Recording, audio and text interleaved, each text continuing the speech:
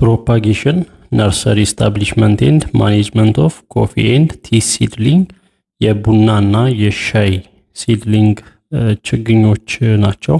እነሱን ፕሮፓጌሽን ነርሰሪ እነዚህ ማኔጅ ማድረግ ምን እንደሆነ እናያለን። ኮፊ ፕሮፓጌሽን ካን ቢ ደን ኢን ሜኒ ዌይስ ቡና በብዙ መንገድ ሊባዛ ይችላል፣ ፕሮፓጌት ሊደረግ ይችላል። ዘ ቱ ሞስት ኮመን ዋንስ አር ፕሮፓጌሽን ባይ ሲድ ሴክሹዋል ኤንድ ቬጂቴቲቭ ፕሮፓጌሽን አሴክሹዋል።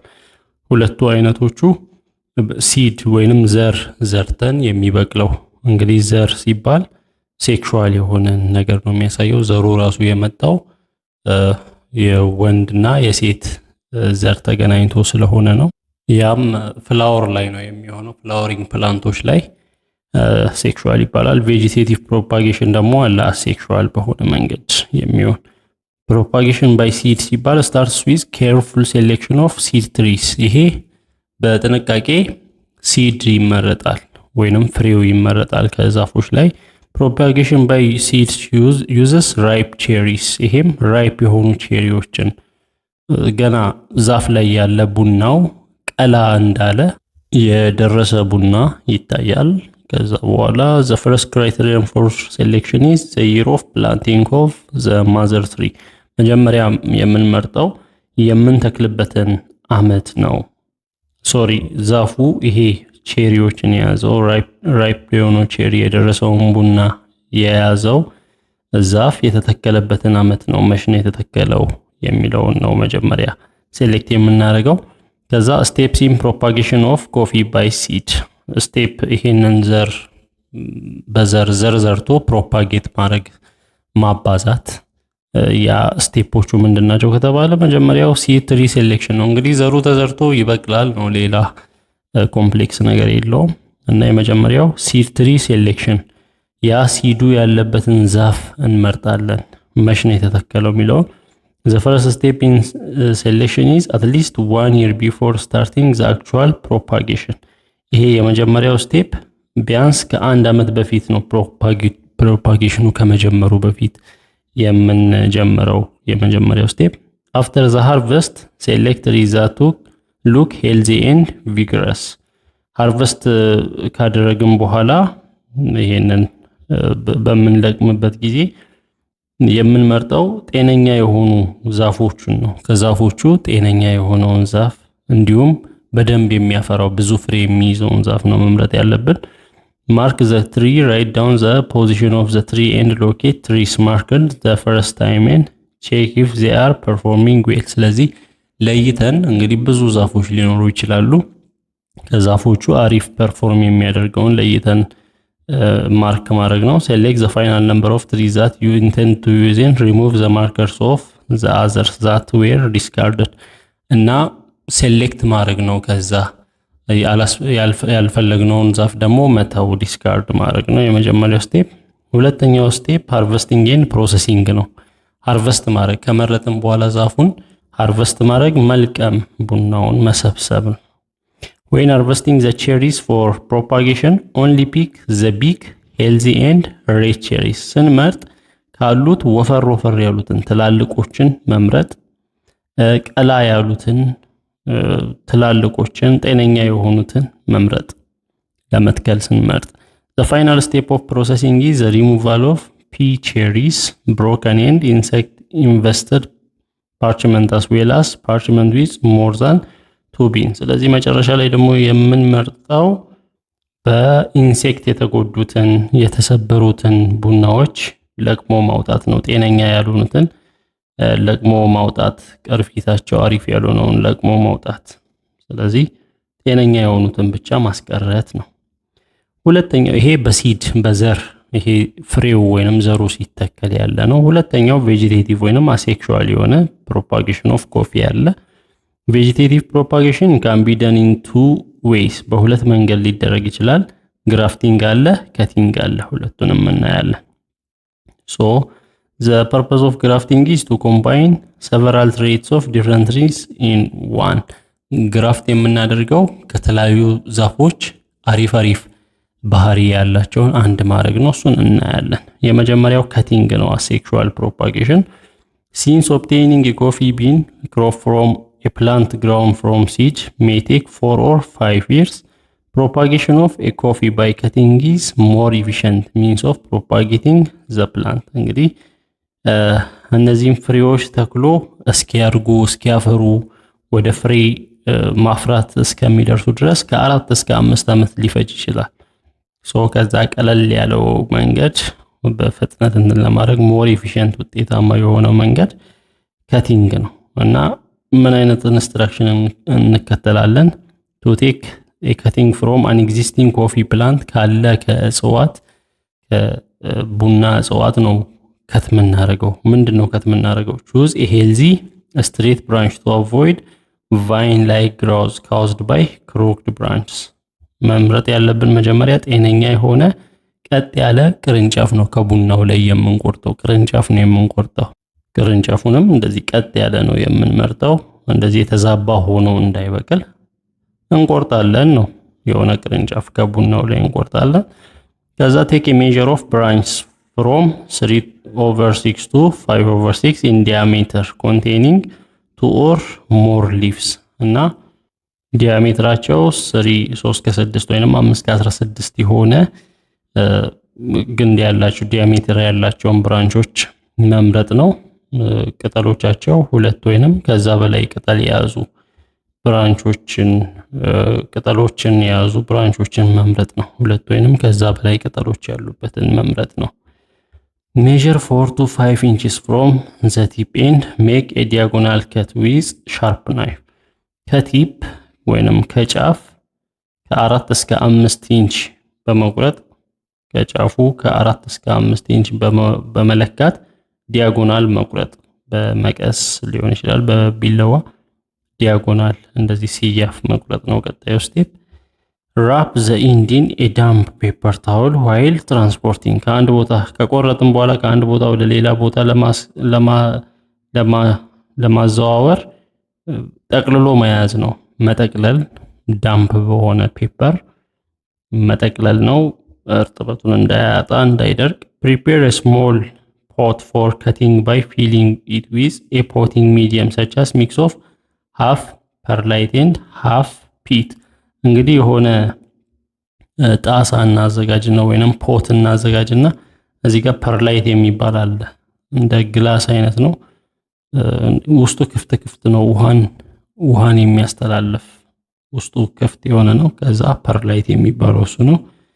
ከዛ ደግሞ ሁለተኛው አፈር ነው ወይንም ፒት የሚባል ሁለቱንም በማቀላቀል እዚህ ውስጥ መጨመር ነው። እዚህ ውስጥ ከጨመሩ በኋላ በትክክለኛ መጠን ያንን ግማሽ ካደረጉ በኋላ ይሄንን ተቆርጦ የመጣውን ነገር መትከል ነው እዚህ ውስጥ። ስለዚህ እዚህ ውስጥ ማስቀመጥ ነው። so use clean potting mix to give the coffee plant a good and help keep it from disease. በሽታ እንዳይዘው ንጹህ የሆነ ፖቲንግ ሚክስን መጠቀም ነው በሽታ እንዳይዘው ያ ቅርንጫፉ። prepare the cutting for planting. so ይሄንን ካረጋችሁ በኋላ የተቆረጠውን ፕላንት ለማድረግ ማዘጋጀት ነው ብያችኋለሁ። monitor the coffee cutting keeping it evenly moist but not soaking wet እና እርጥበታማ እንዲሆን ማድረግ ግን በጣም ደግሞ እርጥብ እንዳይሆን ፈሳሽ እንዳይሆን እርጥበታማ እንዲሆን ማድረግ። report the coffee plant into a larger pot with any evidence of new growth keeping the plant well watered. ስለዚህ እጽዋቱ ውሃ እንዳያጣ ውሃ እንዲያገኝ ማድረግ። ከዛ ቼክ ማድረግ ለመትከል እንደደረሰ ቼክ ማድረግ ነው። cutting for coffee for propagation involves ከት ማድረግ ምን ያጠቃልላል? መጀመሪያ ሲንግል ኖድ ከቲንግ አለ። አንድ ኖድ ወይንም አንድ ቅርንጫፍ ይቆረጣል። half trimmed leaves ወይንም pair leaves ደግሞ አለ። ፔር የሆኑ ሊፎችን ከት ይደረጋል ነው። ይሄ እዚህ ውስጥ ከቆየ በኋላ ምን ይሆናል መሰላችሁ? ይሄ እጽዋቱ ስር ማብቀል ይጀምራል። እዚህ ውስጥ ከቆየ በኋላ ፖት ውስጥ ከቆየ በኋላ እንደዚህ ስር ማብቀል ሲጀምር ያንን ወስዶ ለመሬት ላይ መትከል ነው። ከቲንግ ይሄ ነው። ከቡናው ላይ ቆርጦ ቅርንጫፉን ቆርጦ ፖት ላይ አስቀምጦ እዛ እንዲበቅል አድርጎ ስር ሲኖረው ወደ መሬት አምጥቶ መትከል ነው። ሌላው ግራፍቲንግ ነው። ኢት ኢዝ አን አርት ኦፍ ኮኔክቲንግ ቱ ፒስስ ኦፍ ሊቪንግ ፕላንት ቲሹ ቱጌዘር። ይሄ ደግሞ ግራፍቲንግ ሁለት እጽዋቶችን ነው፣ ሁለት አሪፍ ባህሪ ያላቸውን እጽዋቶች አንደኛው እዚህ መሬት ላይ እንዳለ ነው፣ ሁለተኛውን ከሌላ ቦታ አምጥተን ቆርጠን መግጠም ነው። እዚህ ጋር እንደምናየው ይገጠማል።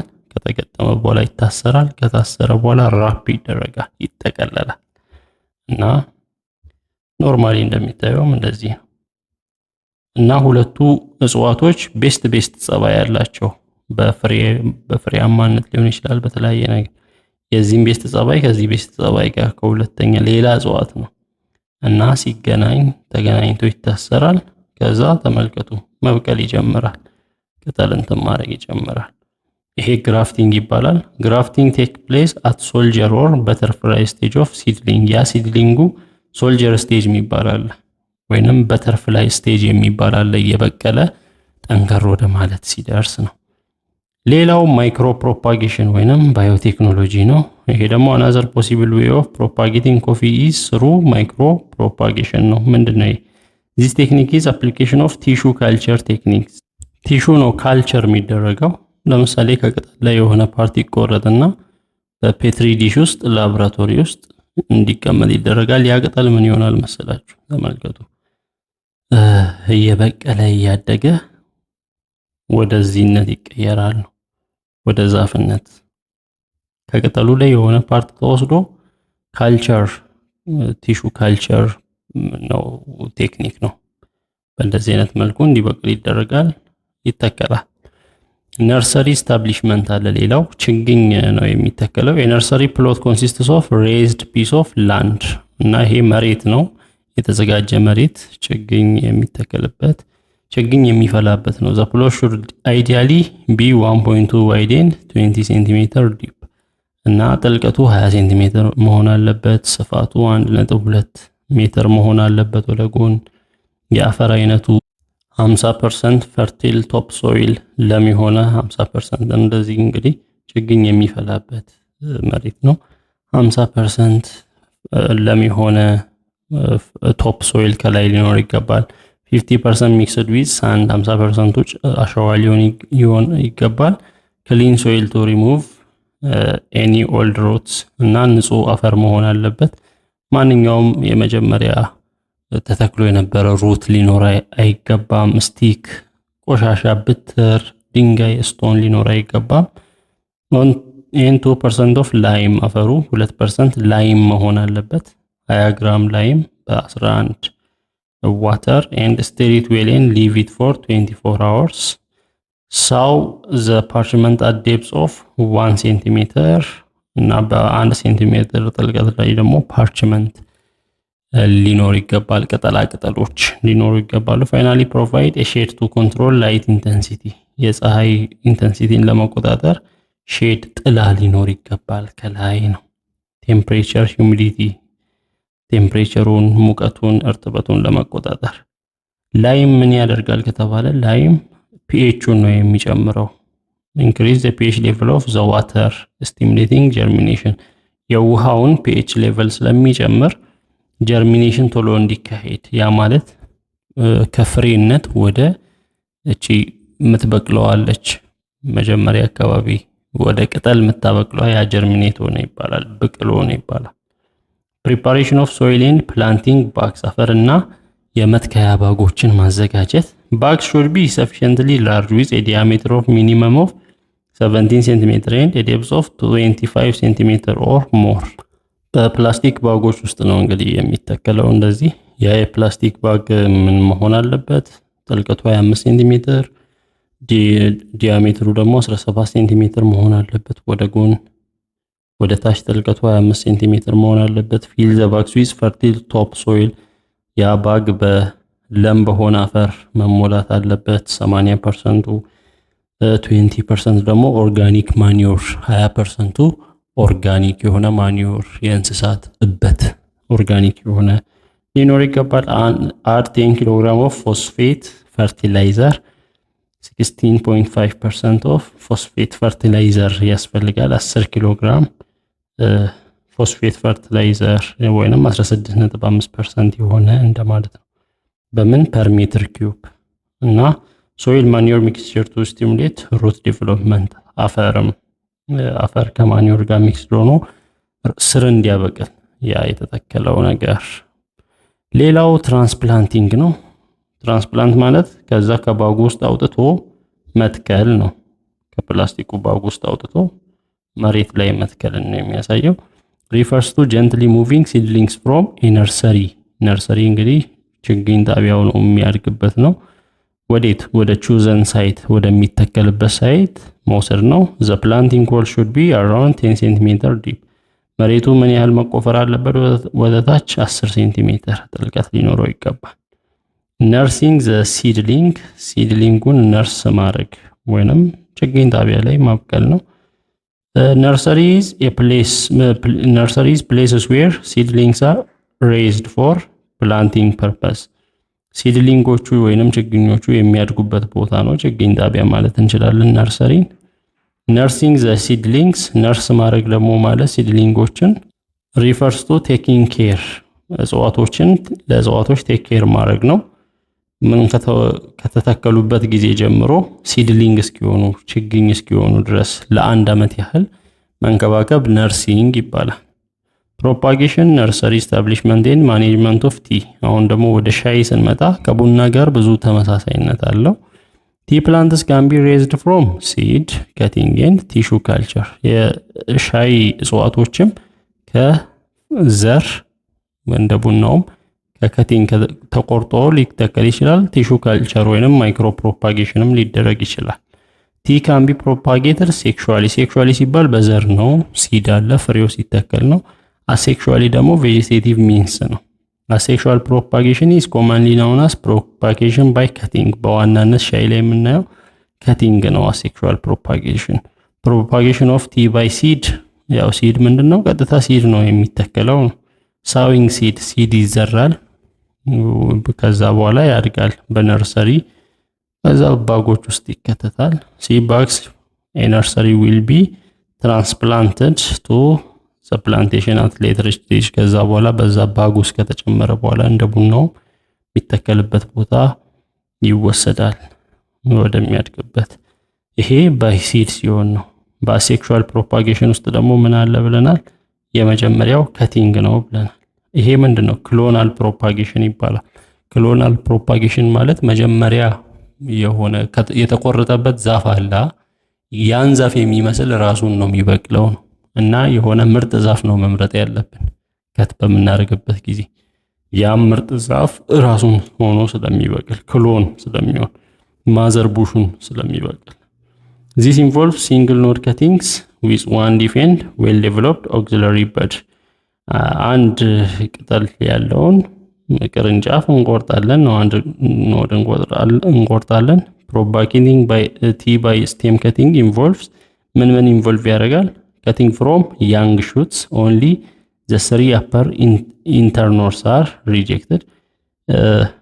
ከያንግ ከሆኑ ሹቶች ከት ማድረግ ነው የመጀመሪያው።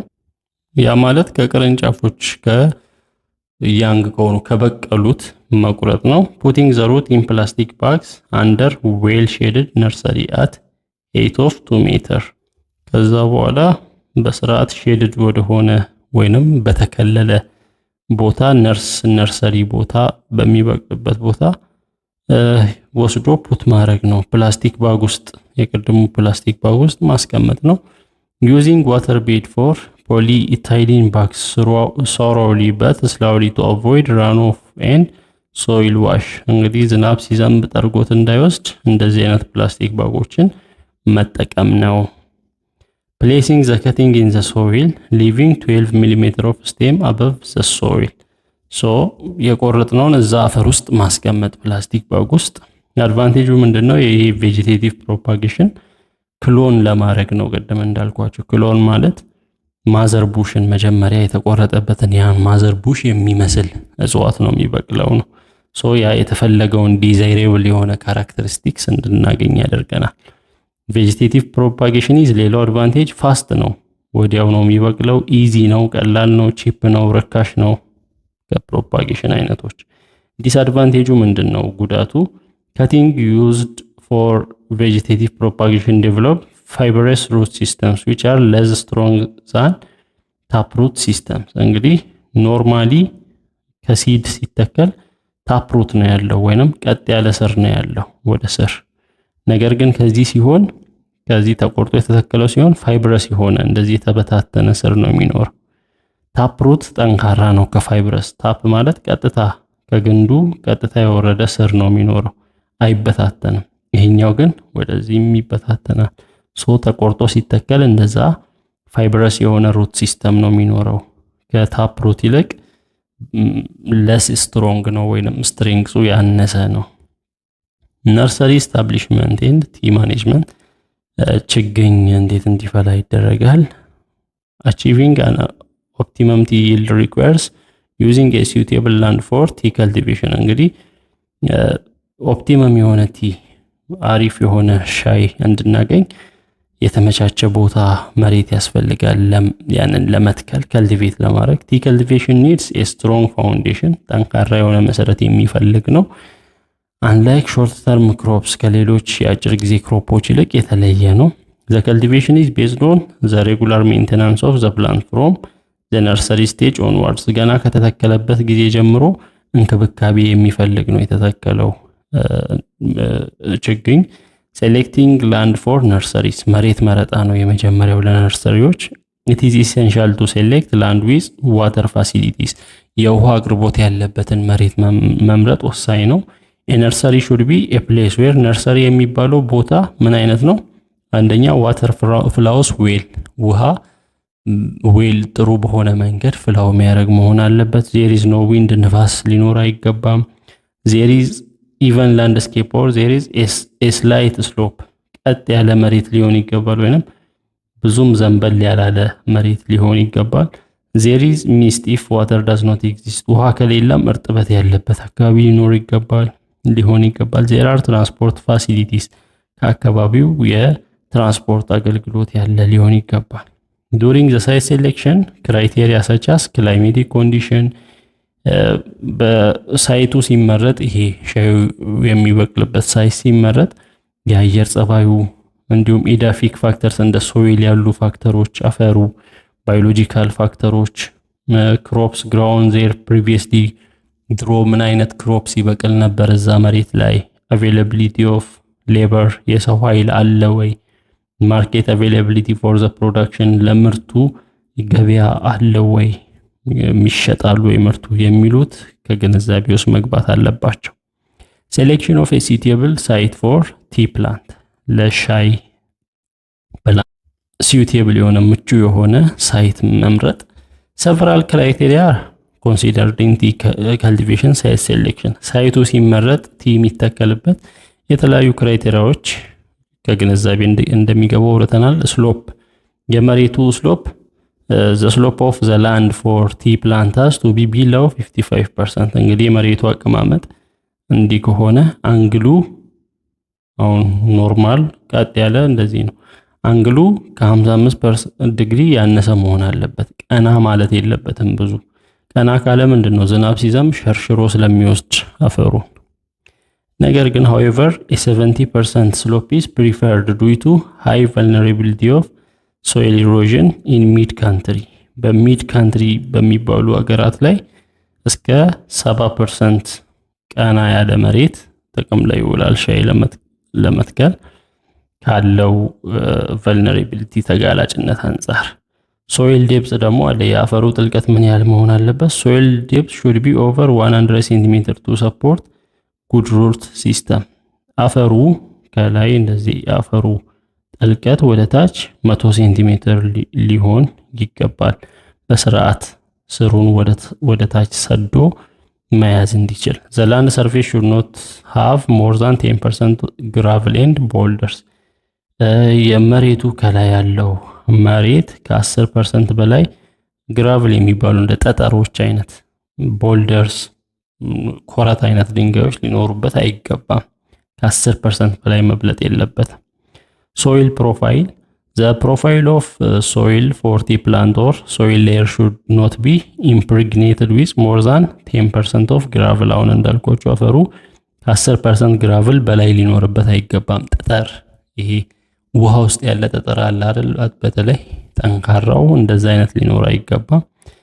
ላንድ ፕሪፓሬሽን መሬቱ ሲዘጋጅ ኢንቮልቭስ ክሊራንስ። ላንዱ መሬቱ ክሊር ነው መሆን ያለበት። ይሄ ጠጠር፣ ቆሻሻ፣ እንጨት ምናምን መኖር የለበትም። አዶፕሽን ኦፍ ሶይል ኮንዘርቬሽን ኤንድ ሶይል ሪሃቢሊቴሽን ፕራየር ቱ ፕላንቲንግ። አፈሩ የተጠበቀ መሆን አለበት። ከመተከሉ በፊት የተጠበቀ መልካም ለም የሆነ አፈር መሆን አለበት።